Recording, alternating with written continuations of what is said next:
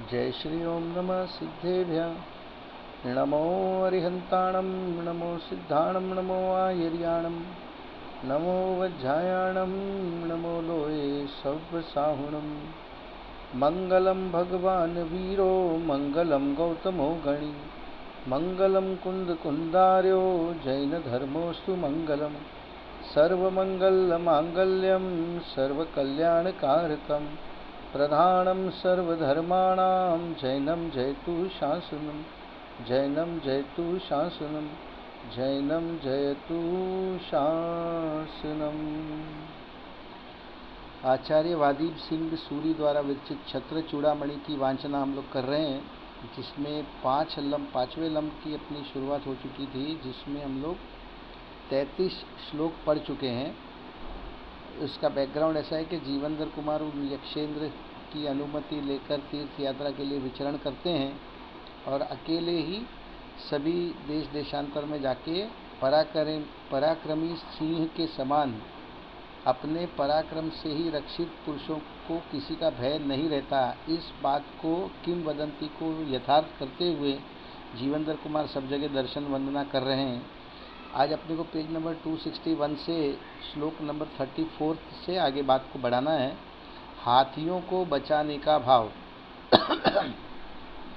अरण्ये क्वचिदालोक्य वनदावेन वारितान् दहामानान् सौमहास्त्रो तुमेच्छदकनपन्याम्। अन्वयार्थ। किसी वन में इन पूज्य जीवनधर कुमार ने वन की अग्नि से घिरे हुए और जलते हुए हाथियों को देखकर उन्हें बचाने की इच्छा की। क्या हुआ, देश देशांतर में वो यात्रा करने जा रहे थे तो देखा कि एक जंगल में आग लगी हुई है और जंगल की आग के बीचों बीच हाथी फंसे हुए हैं। सरलार्थ। भ्रमण करते हुए जीवनधर कुमार एक समय किसी भयंकर वन में पहुँचे। वहाँ उन्होंने देखा कि वन में सर्वत्र आग लगी हुई है और उसमें हाथियों का समूह घिरा हुआ है। विश्व बंधु जीवनधर कुमार के मन में हाथियों को जलते हुए देखकर दया उत्पन्न हुई और उन्हें बचाने की भावना हुई। ठीक है, अगला श्लोक देखते हैं हम लोग 35 नंबर का। धर्मात्मा का स्वभाव। धर्मो नाम कृपामूल सातु जीवानुकंपनम अशरण्य शरणार्यवत्मो धर्म कलिकक्षणम। अन्वयार्थ। दया है मूल जिसका वह धर्म है और जीवों की रक्षा करना ही दया कहलाती है। इसलिए जिसका कोई रक्षक नहीं उसकी रक्षा करना ही धर्मात्मा पुरुषों का लक्षण है। अपने जैन धर्म में एक लाइन आती है,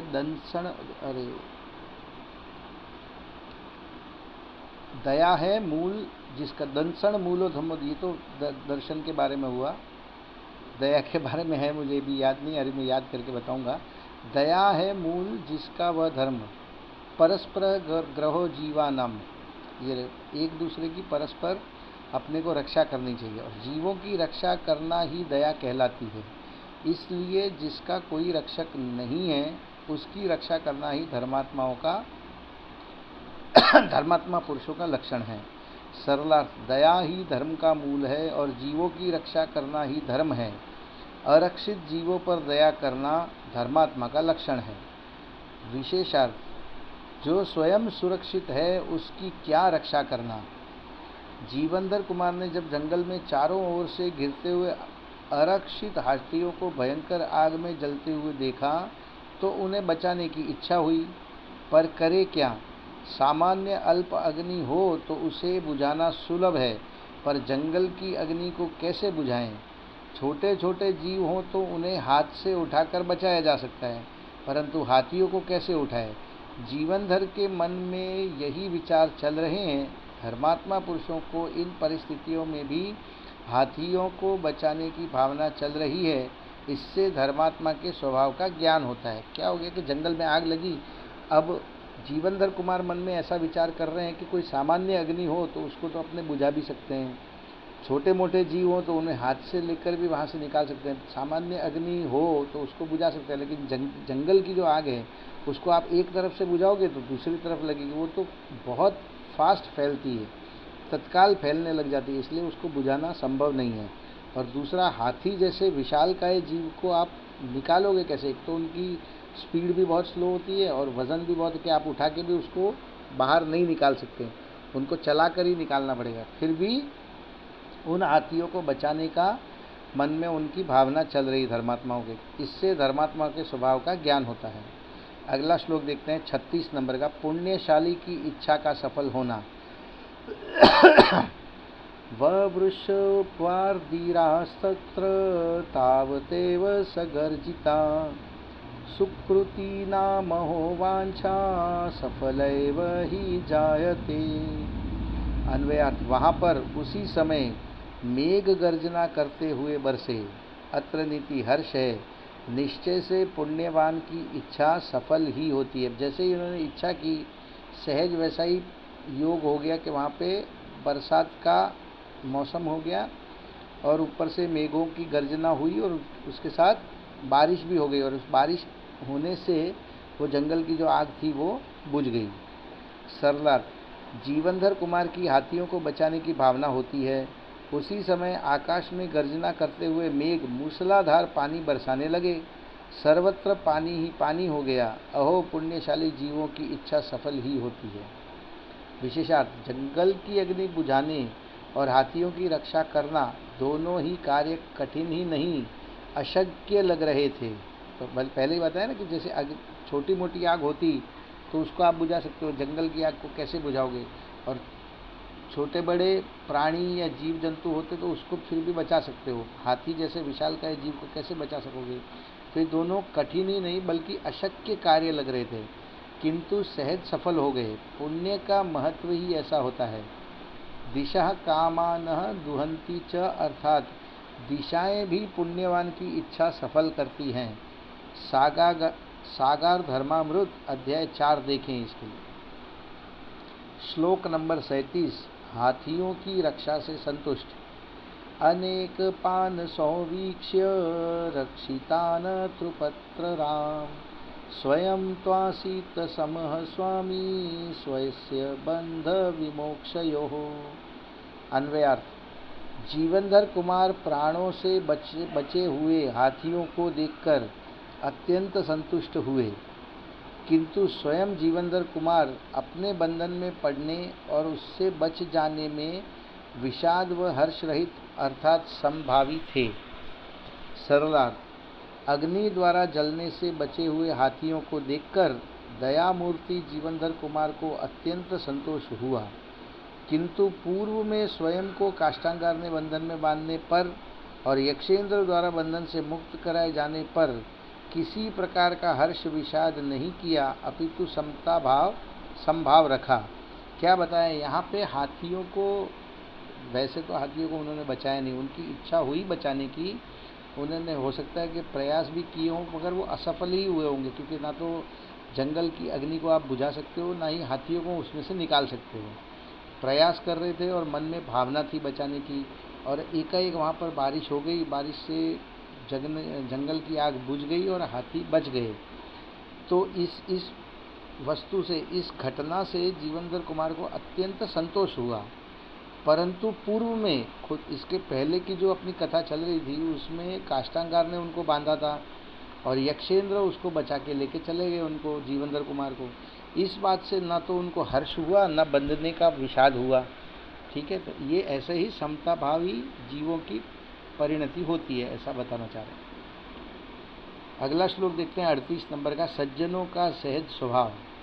संपदापद्वधेय स्वेषां संभावा ही सज्जनः परेषां तु प्रसन्नाश्च विपन्नाश्च निसर्गतः। अन्वयार्थ, निश्चय से सज्जन पुरुष अपनी संपत्ति और विपत्ति में मध्यस्थ भाव वाले होते हैं, किंतु दूसरों की संपत्ति और विपत्ति काल में स्वभाव से ही वे सुखी और दुखी होते हैं। क्या बता दिए? अपने, ये नीति का श्लोक है कि अपनी संपत्ति और विपत्ति, अपने से कुछ अच्छा हो रहा है या अपने साथ में कुछ बुरा हो रहा है, तो उसमें समताभावी जीव जो हैं वो मध्यस्थ भाव रखते हैं। सम्यक दृष्टि जीव उसमें मध्यस्थ भाव वाले होते हैं। किंतु दूसरों की संपत्ति और विपत्ति के काल में स्वभाव से ही वे सुखी और दुखी होते हैं। सरलार्थ, सज्जन पुरुष नियम से अपने सुख दुख में हर्ष विषाद नहीं करते, समता भाव धारण करते हैं और दूसरों के सुख दुख में स्वाभाविक रूप से सुखी दुखी होते हैं। इसके पहले भी हम लोगों ने कई ऐसी घटनाएं देखी जीवेंद्र कुमार के जीवन में, जब उन्होंने हाथी से गुणमाला की रक्षा की, फिर मरणासन्न कुत्ते को उन्होंने नमोकार मंत्र सुनाया। अब यहाँ पे उसके पहले गायों को व्याधों से छुड़ाया, ठीक है ना, भीलों से। तो ऐसे बहुत सारी चीज़ों में उनको दूसरों की आपत्ति विपत्ति में उनको सुखी दुखी होना स्वाभाविक है। विशेषार्थ, जिन धर्म के अनुसार तो सम्यक दृष्टि या समदृष्टि जीव ही सज्जन हैं, जीवनधर कुमार को वस्तु स्वरूप का यथार्थ निर्णय होने से तथा मिथ्यात्व एवं एक कषाय चौकड़ी का अभाव होने से यथा पदवी उनके जीवन में वीतरागता प्रकट हुई है। अब एक कषाय चौकड़ी उनके जीवन में नहीं है, सम्यक दृष्टि जीव हैं, इसी भव से मोक्ष जाने वाले हैं, क्षायिक सम्यक दृष्टि हैं, तो उनको एक कषाय चौकड़ी का अभाव है। कौन सी? अनंतानुबंधी क्रोध मान माया लोभ। अनंतानुबंधी क्रोध नहीं है उनके, अनंतानुबंधी क्रोध मान नहीं है, अनंतानुबंधी माया नहीं है और अनंतानुबंधी लोभ नहीं है। एक कषाय चौकड़ी का उनके अभाव है, तो उतनी मात्रा में उनको वीतरागता प्रकट हुई है। मगर 3 कषाय चौकड़ी अभी भी विद्यमान है, तो दूसरे जीवों की रक्षा करने में उनको हर्ष हो सकता है और दूसरे जीवों को दुखी देखकर वो भी दुखी हो सकते हैं। श्रद्धा की अपेक्षा तो वे लोकालोक के प्रति ज्ञाता दृष्टा भाव वाले हो गए हैं, अतः अपने सुख दुख के तो वे ज्ञाता दृष्टा ही हैं, किंतु अन्य जीवों के सुख दुख को जानकर उन्हें अपनी भूमिका के अनुसार सहज ही उनके प्रति सहानुभूति का राग आए बिना नहीं रहता। उसके अनुसार क्रिया रूप प्रवर्तते भी हैं, पर वे उस क्रिया के एवं राग के ज्ञाता दृष्टा ही हैं। तो बहुत गहरी बात यहाँ पर बता दी आचार्य देव ने कि उनको भूमिका अनुसार दूसरे जीवों को बचाने की, रक्षा करने की भावना आ सकती है, मगर उस क्रिया को भी यदि उस क्रिया से वो बचा लें तो उस क्रिया के भी वे सिर्फ ज्ञाता दृष्टा हैं, उसमें भी वो अपनापन नहीं करते हैं। अगला श्लोक देखते हैं 39 नंबर का। तीर्थ क्षेत्रों की वंदना।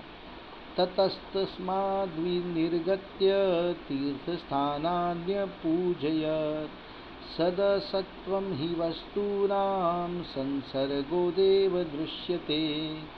अन्वयार्थ, तदंतर उस वन से निकलकर उन जीवनधर कुमार ने तीर्थ स्थानों की वंदना की।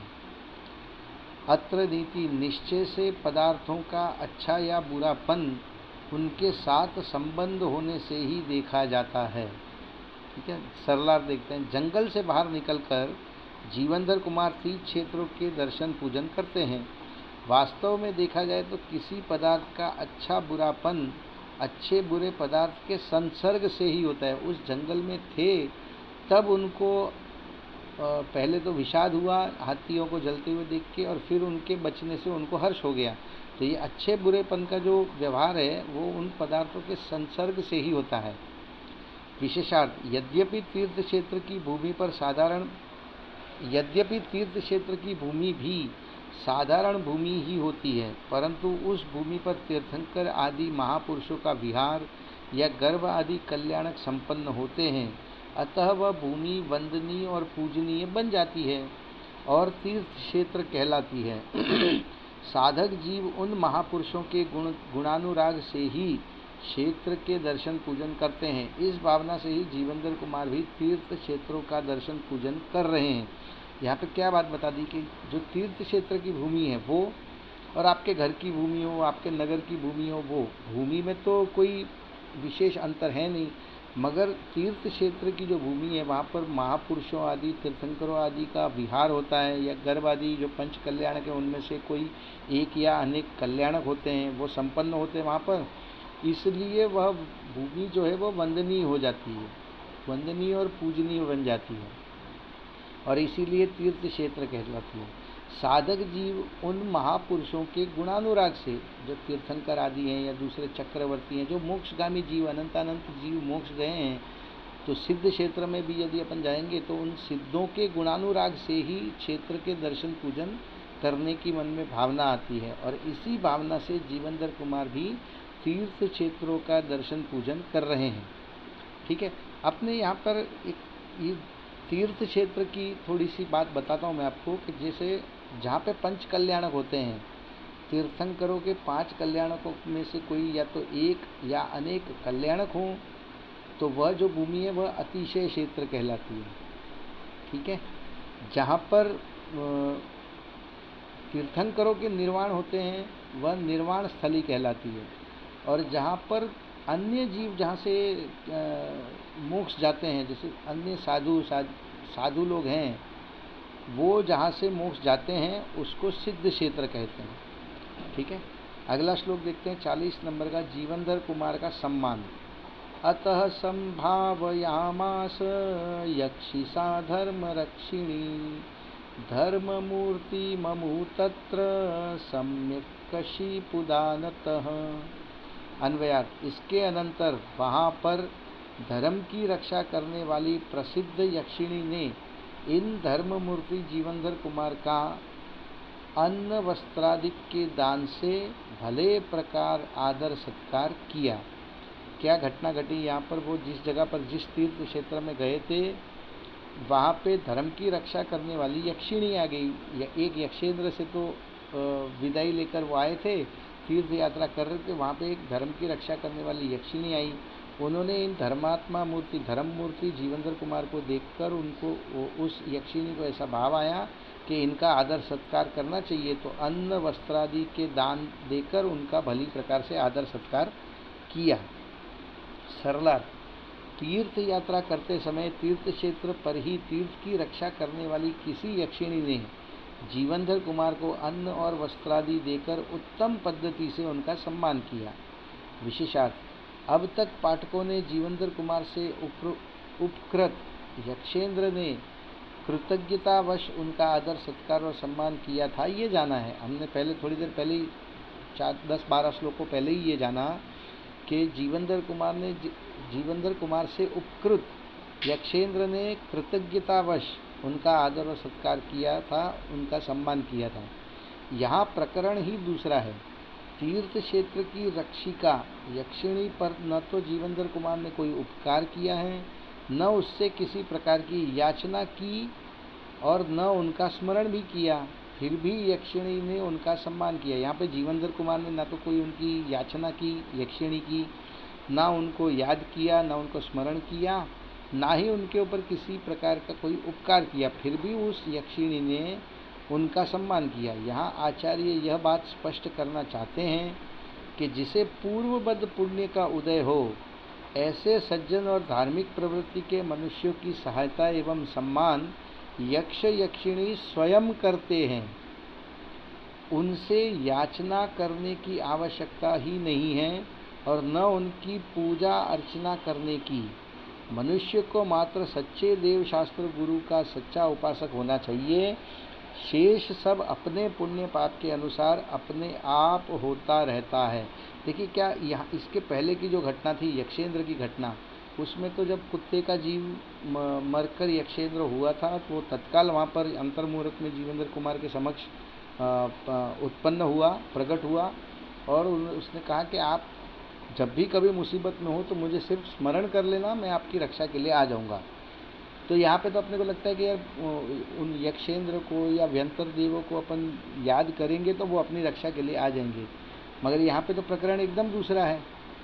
यहाँ पे तो उस यक्षिणी को के ऊपर ना तो जीवनधर कुमार ने कोई उपकार किया था, ना उस यक्षिणी को जीवनधर कुमार ने याद किया, ना उनकी याचना की कि आके मेरा आदर सत्कार कीजिए, फिर भी वो यक्षिणी स्वयं सहज ही आकर वहाँ पर उनका अन्न वस्त्रादि से सहज सत्कार करती है। इस बात से आचार्य देव अपने को ये बताना चाह रहे हैं कि यक्ष यक्षिणी जो हैं वो अपनी रक्षा या अपना आदर सत्कार कब करेंगे, जब अपना पूर्वकृत पुण्य कर्म का उदय होगा, या अपना बुरा कब करेंगे, जब अपना पूर्वकृत पाप कर्म का उदय होगा। उसके सिवा कोई भी यक्ष यक्षिणी अपनी किसी भी वस्तु में, अपने किसी भी कार्य में ना तो बाधा उत्पन्न कर सकते हैं, ना अपना बिगड़ा हुआ कार्य बना सकते हैं। इसीलिए मनुष्य को तो मात्र, यहाँ पे फिर से प्रेरणा दे दी कि मनुष्य को तो मात्र सच्चे देव शास्त्र गुरु का सच्चा उपासक होना चाहिए। शेष सब अपने पुण्य पाप के अनुसार अपने आप ही होता रहता है। अपने आप कर्म करते जाइए, आपको उनका फल मिलते जाएगा। फल पाने की इच्छा से कर्म करने का प्रावधान जैन धर्म में कदापि नहीं है। अगला श्लोक देखते हैं, पेज नंबर 266 पर, श्लोक नंबर 41। धर्मात्मा पुरुषों की पूजा। देवतेनापि पूज्यन्ते धार्मिकाः किं पुनः परे, अतो धर्मरताः सन्तु शर्मणे स्पृहयालवः। अन्वयार्थ, देवता से भी धार्मिक पुरुष पूजे जाते हैं, औरों का तो फिर क्या कहना ही क्या। इसलिए सुख की वांछा करने वाला पुरुष धर्म में प्रीति करने वाला होता है। देखिए क्या बता दिया कि देवता गण भी जो हैं, ये व्यंतर देव हुए या दूसरे भी स्वर्गादि के देव हैं, वो भी धार्मिक पुरुषों को पूजते हैं। इंद्रादि स्वर्ग के इंद्र हैं, सौधर्म इंद्र, ये सारे जो हैं, तीर्थंकर का जीव जब गर्भ में आने वाला होता है, उसके 6 महीने पहले से वो जिस नगरी में तीर्थंकर का जन्म होगा, उस नगरी में आकर रत्नों की वर्षा करता है। उनके 5 कल्याणक मनाने के लिए सौधर्म इंद्र अपनी पूरी सेना सहित वहाँ पर उपस्थित होता है, उनकी पूजा वंदना करता है। ठीक है ना। तो क्या बता दिया कि देवता से भी धार्मिक पुरुष पूजे जाते हैं, तब औरों का तो फिर कहना ही क्या। जो दूसरे साधारण लोग हैं, देवता ही जब जिसको पूज रहे हैं, तो साधारण जीवों का तो बात ही क्या करना है। इसलिए सुख की वांछा करने वाले पुरुष धर्म में प्रीति करने वाले हों, ऐसी यहाँ पर प्रेरणा दे दी। यहाँ पे आपको यदि सुख की वांछा है तो ऐसे पुरुषों को धर्म में प्रीति करनी चाहिए। सरलार्थ, देवगति के देव भी धर्मात्मा पुरुषों की पूजा करते हैं, तो अन्य सामान्य पुरुष धर्मात्मा का आदर सत्कार और सहयोग करें तो इसमें क्या आश्चर्य है। अतएव सुख की कामना करने वाले सभी व्यक्तियों को धर्म को ही स्वीकार करना चाहिए। आप भी धर्म की प्रीति बढ़ाओ और धर्म में ही मग्न हो जाओ। विशेषार्थ, धर्म के महत्व को सर्वत्र स्वीकार किया गया है। धर्म की अनेक परिभाषाएं हैं, उनका भाव समझकर जीवन धर्म में बनाना चाहिए। पहला, दया को धर्म कहा गया है, दूसरों की दया करना उसको धर्म कहा गया है। दूसरा, सम्यक दर्शन आदि रत्नत्रय को धर्म कहा गया है। तीसरा, वस्तु के स्वरूप का दूसरा नाम धर्म है। चौथा, जो जीव को संसार दुखों से निकालकर उत्तम सुख में उपस्थित करे उसको धर्म कहा गया है। पांचवा, सम्यक दर्शन को धर्म का मूल कहा है। छठा, चारित्र को ही वास्तविक धर्म कहा है। सातवां, वीतराग परिणामों को भी धर्म कहा है। आठवां, सच्चे देवशास्त्र गुरु का श्रद्धान ही धर्म है। और नौवां, आत्म श्रद्धान ही निश्चय धर्म है। धर्म की इन परिभाषाओं पर गंभीरता से विचार करें तो उनमें कोई अंतर भाषित नहीं होता, सभी एक दूसरे की पूरक हैं और सच्चे सुख का मार्ग प्रशस्त करती है। देखिए, परस्पर देखने में लगता है कि एक दूसरे से विपरीत है। 8वें नंबर पे कह दिया कि सच्चे देवशास्त्र गुरु का श्रद्धान ही धर्म है, और 9वें में कह दिया कि आत्म श्रद्धान ही निश्चय से धर्म है। इसमें क्या बताना चाह रहे हैं कि सच्चे देवशास्त्र गुरु का तो श्रद्धान जो है वो व्यवहार से धर्म है, और आत्मा का श्रद्धान वह निश्चय से धर्म है। एक दया धर्म जो कहा गया है, पहला जो बताया कि दया को ही धर्म कहते हैं, तो दया धर्म जो है वो व्यवहार से निश्चय धर्म है। जीवों पर दया करना ये व्यवहार धर्म है। जब आप दूसरे जीवों पर दया करते हैं तो इसका मतलब ये सहज हो गया कि आप अपने पर भी दया करते हैं। अपने पर दया करने का मतलब ये हुआ कि आप कषाय भाव नहीं करते हैं।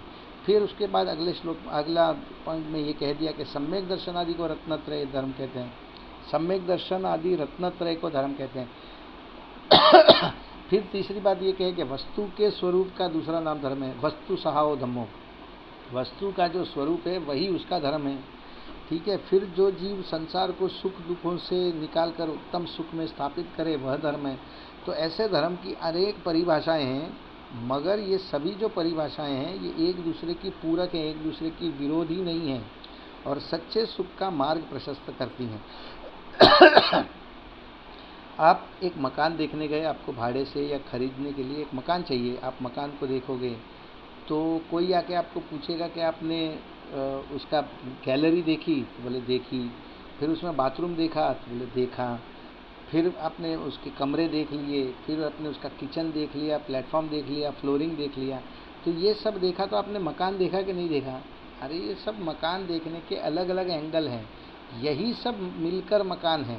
इसी तरह से ये जो 9 पॉइंट बताए हैं, यही सब मिलकर धर्म है। व्यवहार और निश्चय धर्म दोनों एक साथ चलते हैं, एक दूसरे के पूरक हैं, एक दूसरे के विरोधी नहीं हैं। तो इसी प्रकार धर्म के सच्चे स्वरूप को समझकर हम भी अपनी आत्मा का कल्याण के मार्ग में लगें, इसी भावना से आज की बात को समाप्त करते हैं। अभी जिनवाणी स्तुति। हे जिनवाणी भारती तो हे जपूं दिन रैन, जो तेरी शरणाग्रहे सो पावे सुख चैन।